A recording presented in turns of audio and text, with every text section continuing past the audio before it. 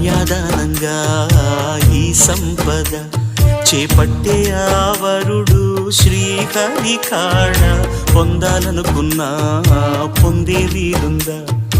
అందరికీ అందనిది సుందరి నీడ, ఇద్దరి చేతులు పంచిన మమత, పచ్చగా పెంచిన పూలత, నిత్యం విరిసే నందనమవద, అందానికే అందమనిపించగా దిగి వచ్చెను ఏమో దివి కానుక, అరుదైన చిన్నారిగా కోవెల్లో దేవేరిగా.